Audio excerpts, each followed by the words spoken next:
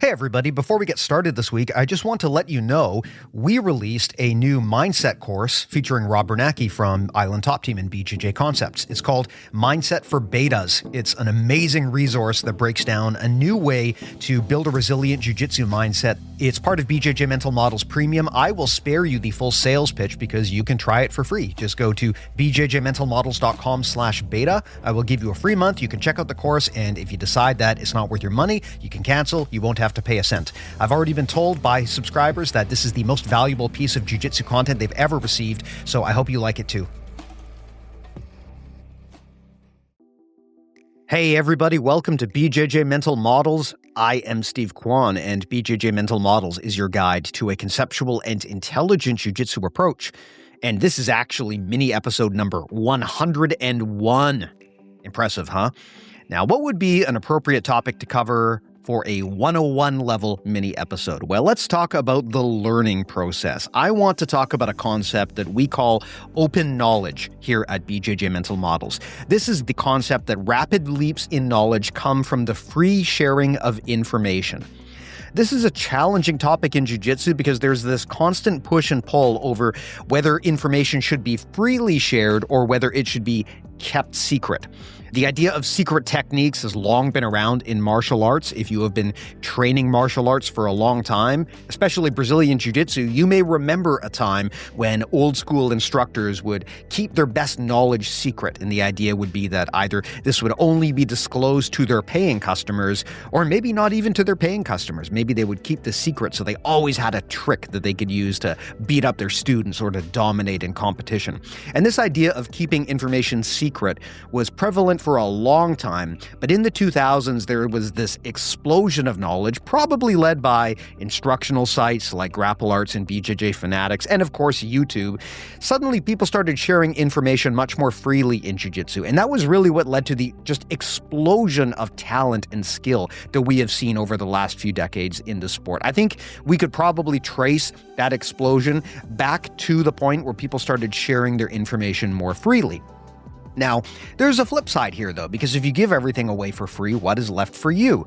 There is a time and a place to keep information to yourself. But when you make that decision to share something or to give something away for free or to charge for it, that proves to be not as simple as we would think. Let's talk about the history of this idea. This goes way back to the early 20th century, where the sociologist Robert K. Merton talked about an idea that at the time he called idea communism. Nothing to do with the political system. So this is just the idea that information should be shared freely. And that sounds great in an academic environment, but once you start getting competitive economic pressures on top of something, now you've got these counterforces. People want to preserve their information or charge for it, or maybe keep it to themselves because it's a competitive advantage.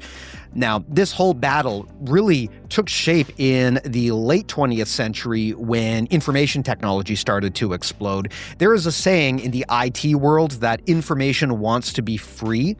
It's a quote that was originally attributed to Stuart Brand, who first shared that with Apple co-founder Steve Wozniak back in 1984. And basically what he talked about is that information wants to be free. It wants to be shared.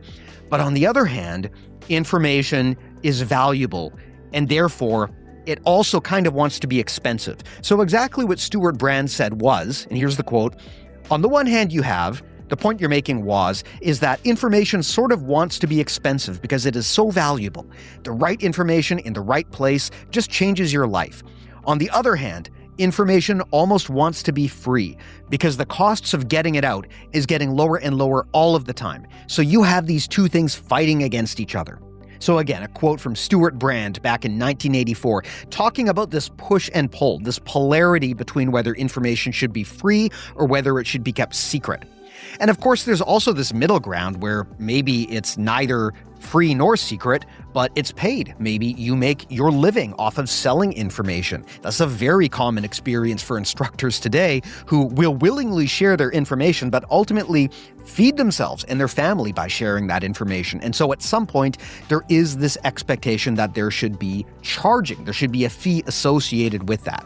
So you've got three paths when it comes to how you choose to share your information or not. You can keep it secret and just never share it with anybody.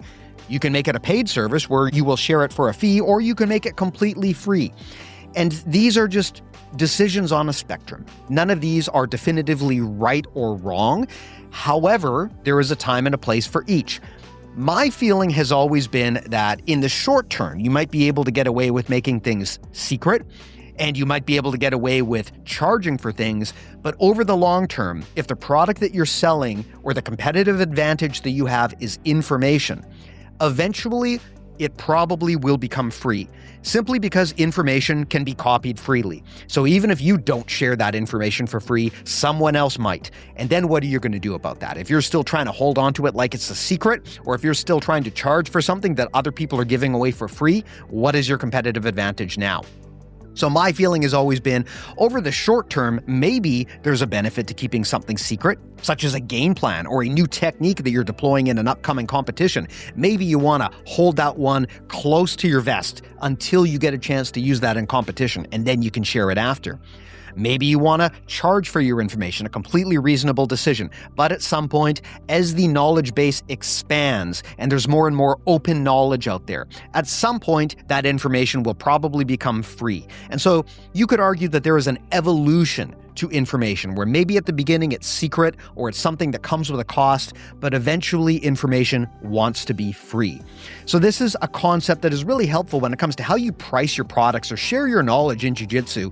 You can keep things secret at first, but my feeling has been that the more openly and easily information is shared, the less value there remains in trying to keep it secret or trying to charge for it. And you have to be willing to accept where that information is in the life cycle. If you are still trying to keep something secret or charge for it when everyone else is giving it away for free, that's maybe an indication that it's time to let go of that competitive advantage and find something else.